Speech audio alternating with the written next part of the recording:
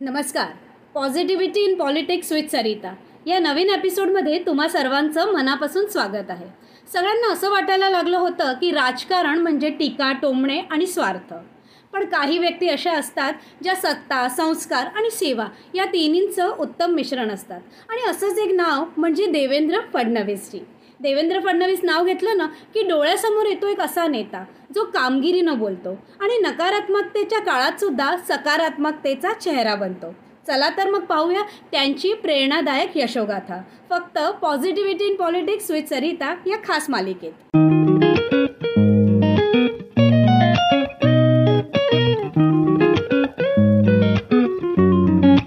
नागपुरात 1970 साली जन्मलेले देवेंद्रजी लहानपणापासूनच विचारशील आणि अभ्यासू होते. वडील एक संघ विचारसरणीचे समाजसेवक, वडील गंगाधरराव फडणवीस आणि आई सरिता फडणवीस यांचे संस्कार देवेंद्रजींच्या नेतृत्वशैलीला आकार देणारे ठरले. 22 वर्षाचं वय आणि पहिल्यांदाच नागपूर महानगरपालिकेत नगरसेवक म्हणून विजयी. त्यानंतर 29व्या वर्षी महाराष्ट्र विधानसभेत सर्वात तरुण आमदार. 2014मध्ये जेव्हा भाजपाला स्पष्ट बहुमत मिळालं तेव्हा फडणवीसांना मुख्यमंत्री पद मिळालं. हा सगळ्यांसाठी एकदम आश्चर्यकारक निर्णय होता हो. परंतु त्यांनी महाराष्ट्राला दिला प्रशासन, पारदर्शकता आणि प्रगतीपथाचा फडणवीस फॉर्म्युला. आणि याच फॉर्म्युलाचे काही ठळक उदाहरण म्हणजे जलयुक्त शिवार अभियान. दुष्काळग्रस्त भागात 16,000पेक्षा अधिक गावे जलसंपन्न.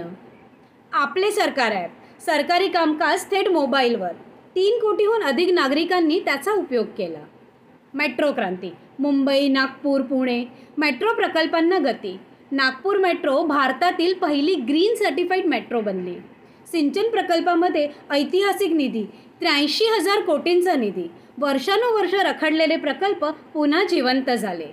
गुंतवणूक आणि रोजगारची गोष्ट केली ना तर मेक इन महाराष्ट्र, मॅग्नेटिक महाराष्ट्रमधून हजारो कोटींची गुंतवणूक आणि लाखो रोजगार निर्माण केले. फडणवीसांवर राजकीय टीका झाली पण त्यांनी उत्तर दिलं केवळ कामगिरीनं. त्यांनी नेहमी म्हटलं की भांडणं नको, बांधणी हवी आहे. आज मुख्यमंत्री म्हणून ते समन्वय साधताय. एकीकडे केंद्र सरकारच्या विकासाच्या कामांचा पूल निर्माण करतात तर दुसरीकडे महाराष्ट्रातील सर्व भागांचं प्रतिनिधित्व करतात.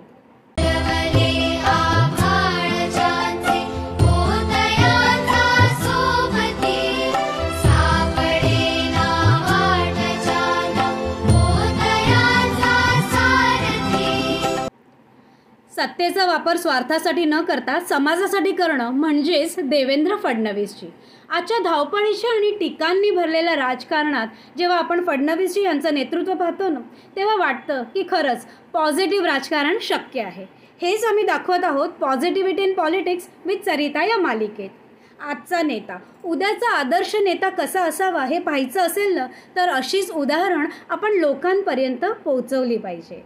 जर तुम्हाला वाटत असेल की राजकारणात अशीच सकारात्मकता हवी तर या व्हिडिओला शेअर करा, लाईक करा आणि चॅनलला सबस्क्राईब करायचं विसरू नका. भेटूया ना मग पुढच्या एपिसोडमध्ये पॉलिटिक्सच्या नवीन पॉझिटिव्ह स्टोरीसह. Till then stay happy, stay positive. जय हिंद, जय महाराष्ट्र.